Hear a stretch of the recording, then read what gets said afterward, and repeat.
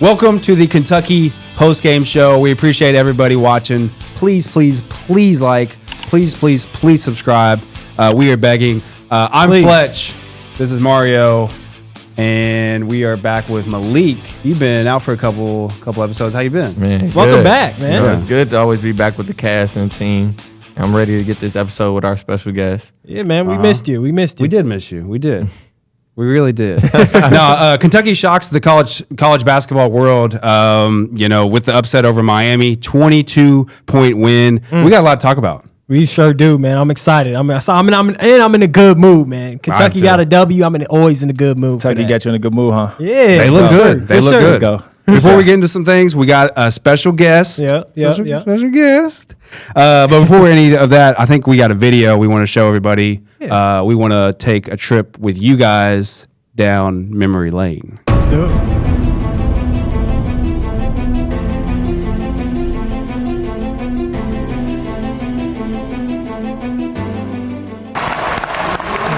Coach Calipari and the Kentucky Wildcats, what a fabulous tournament. Congratulations, Coach. Here's your championship trophy. Here you go, man.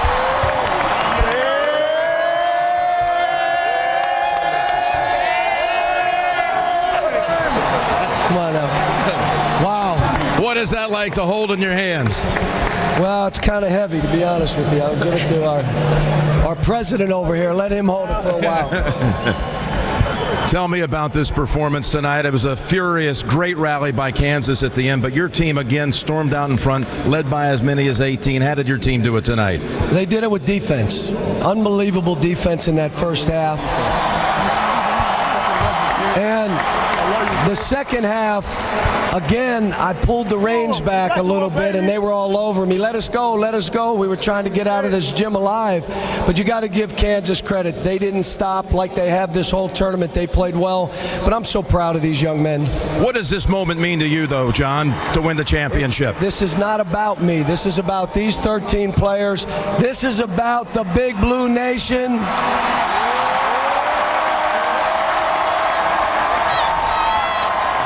But I don't know of any team that has sacrificed for each other like this team, and they deserve this moment. They really do. Hey,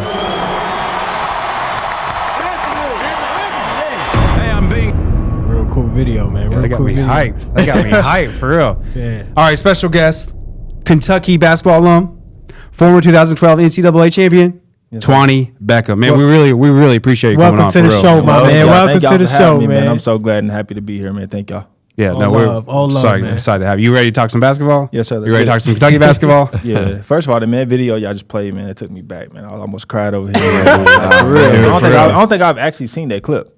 Really? Yeah, First time? I don't think I've seen that. Yeah. Wow. Yeah. I'm glad we painted that picture for you. It gave you that moment, man. Yeah, that's why I had to kind of pause and take a look at you, bro. Like, I don't think I've seen that clip, man. Especially. You always do your homework, man. Always, man. Always, man. Love, man. Appreciate you, man. That's awesome, man. That's awesome. Yeah, Kentucky beat the number 8 team, Miami Hurricanes. Kentucky 95, Miami 73. Let's get into some highlights starting now.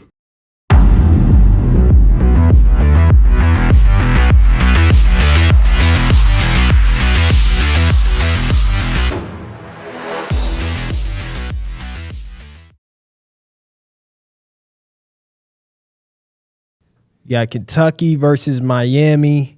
Oh, man, it was a packed crowd, man. I don't know if you guys saw the student section. Energy was crazy. They had different T-shirts, white T-shirts, blue T-shirts, all that. Energy was crazy. Man, DJ Wagner, now, he did get hurt early on around the 10-minute mark. He did get hurt, so he was out for the rest of the game. I believe it was for an ankle injury. Rob Dillingham was showing his Christmas spirit with the Nike Kobe 6 Protro reverse Grinches. Y'all see those? Yeah, I see them, man. Those looking pretty nice, man. I don't even know if those are out yet, but I guess 20. I guess they get the exclusives, man. That's exclusive, man. They got exclusives. It's the Christmas season, man. He did his thing. Of course. Miami was undefeated coming into this game. 5-0, obviously. Us 5-1, losing to Kansas. Justin Edwards, you see there. Trey Mitchell, he had a pretty pretty good game off the field. Yeah, had 14 points, 5 rebounds, and two blocks. He's a solid player for the Kentucky Wildcats. And that guy right there, oh, man, he's special. Yeah, Reed is special. Yeah, he's the best freshman in the country. You got him going best for okay. Oh, wow. No doubt. No doubt. Yeah, I mean, he's playing like it. All around. Sure Yeah, is. he's playing He like sure it. is. Yeah, all around, he's playing like it. I don't think you could debate that. Look at the numbers. He sure is, man. Sheppard had 21 points, scored second 20-point game of the season, Yeah, deep ball. and then added 5 rebounds, 4 assists, and 3 steals. He's honestly what every team needs. He just, more than just filling the stat sheet. He can do the things that aren't on the stat sheet. You know, defensively, offensively. You could tell he's like a leader with or without the ball. You could tell he gives a spark. Yep. For sure. Trey Mitchell hitting down another 3. This guy can stretch the floor. He's a very talented big guy with great post game skills as well. And you could tell like he's been in school for a while. I mean, just the way he plays, his tempo, how he sees the floor, man. He's very skilled, and you could tell he has a very, very high IQ. Very IQ. Yeah. Yep. This is my favorite guy on the Kentucky Wildcats team, Rob Dillingham. We like to call him Mr. LA Fitness because he plays like he's at the rec or that something. one dude. Plays free. Plays free, man. Yeah, me and one of my teammates was texting last night, and we was like, man, he reminded us of Ryan Harrow. Okay. I don't know if y'all remember Ryan Harrow, because Ryan Harrow, when he transferred in from North Carolina State, he was real shifty. Hard to stay in front of him. And Rob kind of reminds us of him. Like, a little more bouncier, but kind of same style of play. Man. Kentucky's lucky to have a guy like Rob Dillingham. Sure. I'll tell you that, man. Let's get into the analysis. Let's talk a little bit about this game. Reed Sheppard's a special player.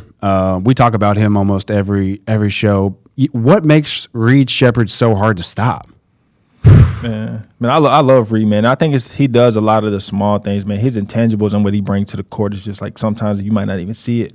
One thing with watching the game yesterday, I think he got a steal. I know he blocked the shot and then threw the outlet to Reeves. Yep. And I think Reeves got the layup, and I think Miami caught a timeout after that. And one thing I noticed that jumped off the screen to me is, usually when guys are hyped, we just scored and the opposing team calls a timeout, everybody runs to the bench. Yeah, we hype, but everybody goes straight to the bench. Reed turned around and made sure he tapped. We call it touches. Teammate. Yeah, he touched everybody. I saw him literally it's like he had an emphasis on doing it, making sure he touched all his guys before everybody got to the bench. I'm like, that guy know what he's doing. That's a good teammate. I say that you could tell when someone's a leader. Like I say, he just so unselfish. Like he had the 21 points, but that even in these games, he doesn't strive for points. He's out there getting his numbers, and that other guys noticed that. He's just playing. He's just doing whatever is needed. Making the open shot. You guys need me to make the open shot. You need me to make the open pass. That's what I'll do. Yeah, and he ain't really like you said, he ain't really hunting his shots looking for a heat check. Like he's gonna make the best play, the correct play every time. He's gonna make the shot or take the shot whenever he has the shot. So guys like him that's hitting all those threes, man, I'm taking a heat check. You know what I mean? But it's like he plays within himself. He plays within the game, and it just seems like everything flows when he's out there playing well. Man, he's a natural, man. What doesn't Reed Sheppard? What is he not good at? You know what I'm saying? Like he can shoot, he can defend, he can play make. I mean, the guy is talented, man, and I think he's underrated as well. 100%. You got DJ Wagner, you got Rob Dillingham, you got Aaron Bradshaw's coming back. Justin Edwards, can't forget about him. But Reed Sheppard's one guy that kind of stays under the water, under the radar outside of Kentucky. Of course, in the state of Kentucky, he's known, but outside of Kentucky, he's not really known he like wasn't that. really talked about going, in the preseason, but what's so crazy is he was a McDonald's All-American. You know what I mean? So he's been on that national stage for most of his high school career. So I don't know how he's going into the season underrated. Man, it's crazy to say. It's a talented team all around. We know it's highly touted guys on that team that were ranked above him, like you said, and also for him to be a McDonald's All-American, it just also shows how talented this team is. Not for sure. And as well as to the rankings, not meaning as much to what your skill and capability truly is. Yeah. Right. Yeah. He's if you looked at the definition of a team player, I mean, it's got to say Reed Sheppard. I mean, he's a definition of a team player. He is. Like you said, he's not worried about the scores and stuff. But do you think he is a one and done for Kentucky? Yes, I'm going to say that. If he keeps playing the way he's playing, I think he's going to be one and done for Kentucky. I don't want to see him go because he is the hometown hero guy, and the story he has with his parents being stars at the University of Kentucky, and the guy grew up here, dreamed to play for the University of Kentucky. He's actually doing it. I don't want to see him be one and done, but his talent right now, he's looking like like we talked a little bit off camera about it. Guy looks like he's one of the best players in the country. As a freshman. So I'm excited. I think he's capable of being a one and done player. I don't know where his draft projections will be, if it'll be first round, second round, maybe late first round lottery. But NBA teams will definitely be interested. And it kind of gives you that Tyler Hero feel, because I don't think Tyler Hero came in as supposed to be a one and done player. Right. So Reed's kind of jumping off the charts like that. But I'm gonna say, I don't want to jump ahead and go that far yet, man. I just want to enjoy Reed Rice here, man. Whether it's 1 year or 2 years, man. I just want to enjoy him, man. Especially he's a Kentucky kid too. So if he goes after 1 year, man, which this year goes pretty fast, I just want to enjoy his time here, man. 6 months. Yeah, it goes befast. March, April, be here before you know it. Oh yeah, man. Right. Definitely.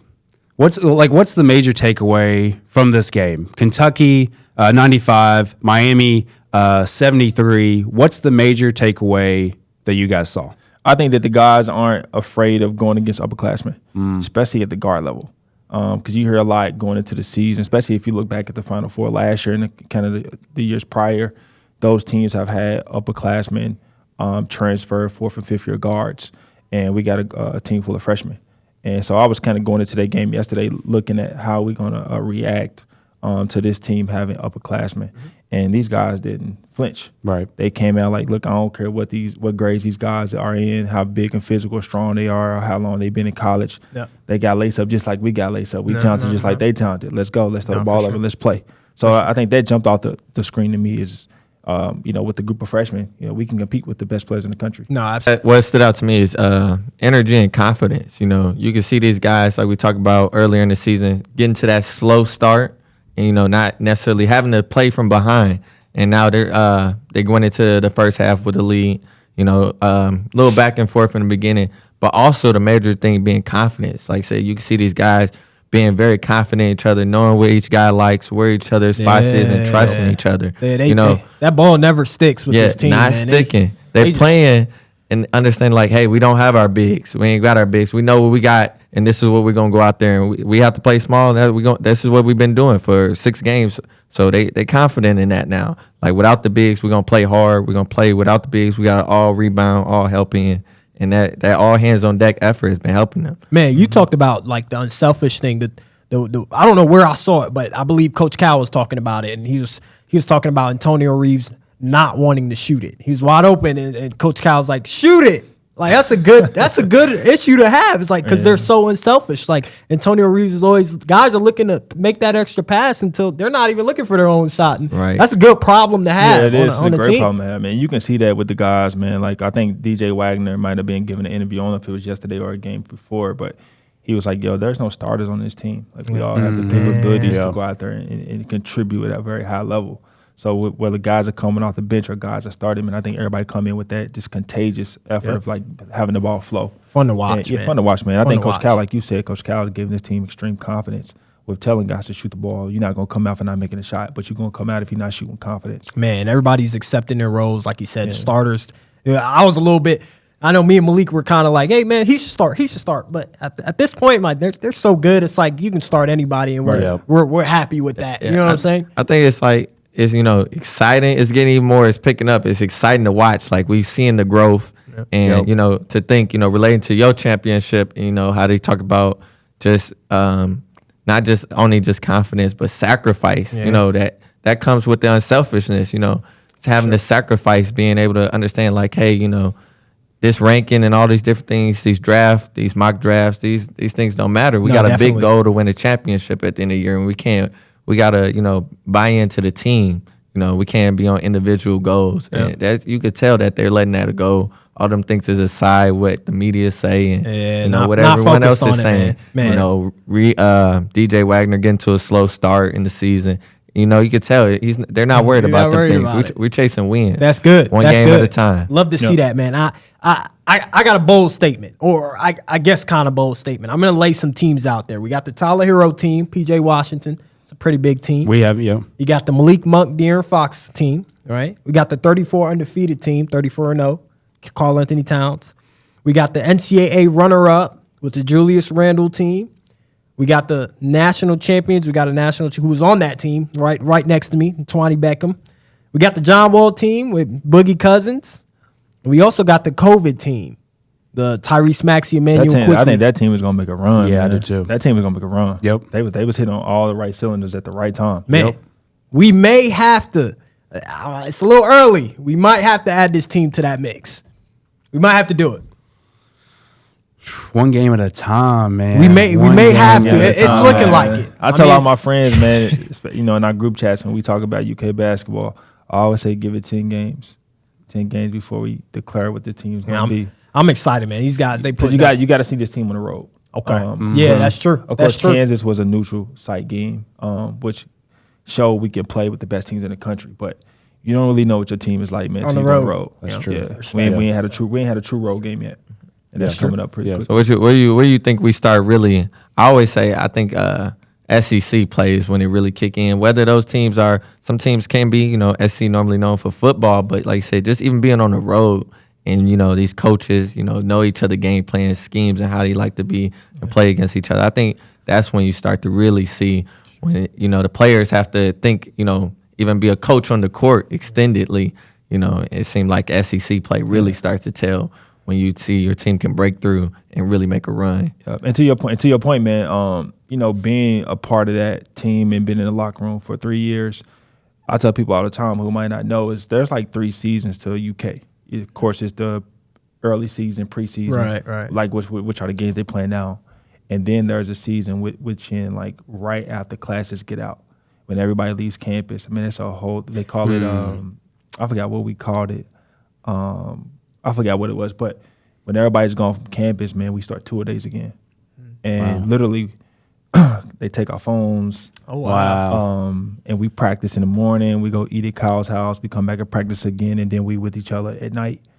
Literally, man, I think if you pay attention to every Coach Cal's team every year, it's when we start to get better. Is during that second phase, that second season. So when we come out right around the Louisville game, it's a completely different team. Going into January. Yeah, because we spent 3 weeks with each other, bro. Like no going home, locked in, man. Man, I'm excited, man. If this team's doing that right now, okay, I'm keep my eye out. January, they're gonna do something special. I think this team can do something special. Yep. Did you like that? Spend like Coach Cal's house? Nah, we don't stay at his house. Yeah, you did. Don't lie. Don't lie. Y'all was there. We didn't stay that, but we was always there though during this time. You know what I mean? We'll go there for lunch and then sometimes go back for dinner. Yeah. But he just made sure that it was one of the times where you blocked out all the noise. You locked in. You got 10 games under your belt, so you can really dive into the film and dive into what's going on, what's not working, what's happening good, what's not happening good, and you come out, watch what I tell you at a Louisville game, you're going to see a completely different team. That's I tell the Louisville games here. Yeah. How much of an impact will it be for the Wildcats for Aaron Bradshaw to come back? Huge impact. I think offensively, people might be concerned, but I don't think necessarily they're going to have that much issues in terms of pace. I think, like I said, Bradshaw is not your traditional back to the basket big. He likes to play on the perimeter a little bit. He can shoot it a little bit. He's athletic. I wouldn't be surprised if they put Bradshaw at the 4 and keep Mitchell at the 5, to be honest with you. I wouldn't be surprised. Defensively, I think he's definitely going to have an impact. You got a 7'2" guy or 7'1". I don't know how tall he is to be exact, but I think he's going to be a monster on the defensive side. I think it's going to help the guards. Just knowing they got, big fella in the back. It's going to help them a lot. You can gamble a little bit more knowing you got a you got a 7-footer back there. Yeah, for sure. And sure. he can he can make shots. Yep. So, he can pick and roll. He's 7 feet. Pick and roll to the basket, or he can pick and pop out and make shots just like Trey can. So with those two guys on the court, man, I mean, you're going to have a hard day guarding us. It ain't gonna get any easier. But I'm interested too, and I haven't heard much about him. But as far as when he's gonna come back, but I'm interested to see how Ugo fits into this team, because sometimes you got a guy like Bradshaw who might not be that, like you said, a normal traditional big where he's in there banging and pounding and hitting the glasses like somebody like Ugo will be, because you're gonna go up against those teams like Miami yesterday. Center was 6'5". Yeah, you didn't really need a big yesterday. I seen Alabama, But you're gonna go up against some guys that got 4th and 5th year guys that are 6'9", 6'10", that's gonna bang in the post. So I think somebody like Ugo, that's where he comes into play. That's where he's gonna help. And Big Z, of course. I don't know. We just got a loaded team, man. I'm ready for everybody. Man, that's crazy. I'm ready to have a whole team. I don't know what's going on this season. I said, like we talked about earlier in the season, they got a lot of talent. It's like how you fit all this in. It's a difficult problem, but it's a good problem to have. It's a problem to have, yep. Some nights I think you got to play Bradshaw and Trey. Some nights you're going to play depending on who we playing against. Like you going against somebody like Tennessee, it might be an Ugo game. You're going to get somebody's like Ole Miss or Arkansas or somebody likes to play up tempo. Yep. It might be Big Z's game. You just never know. But like you said, it's a good problem to have when you got. At least you got the options. You got the options. You'd rather have the options than not have them. Yep. Definitely. Definitely not a one-dimensional team at all. Kentucky will host UNC Wellington on Saturday at 4 p.m. Eastern Time, looking for their 7th win for the young 2023-2024 season Wildcats. Very excited for that. We will be back for that. Where are the bigs? I don't know where the bigs are at, man. They're expecting to have Bradshaw back, so my eyes are gonna be glued to the screen to see what he can do. Like I said, honestly, I'm not sure necessarily when Bradshaw come back. I'm not sure if Cal is gonna ease him in or he's just gonna let him a little off the leash right away. But either way, like I said, I think everyone's gonna be excited, and I think most importantly, like I said, this team being so unselfish, I think that all his teammates be excited to see him finally on the floor, and they'll play a lot harder. When they see him out there, try to get him some touches, and get him incorporated into what they got going. So that'll be exciting to see. Before we go, man, I got to ask you one question because you're a champion and you know what it takes to be a champion. What are your expectations for this team? How far do you think this team is going to go?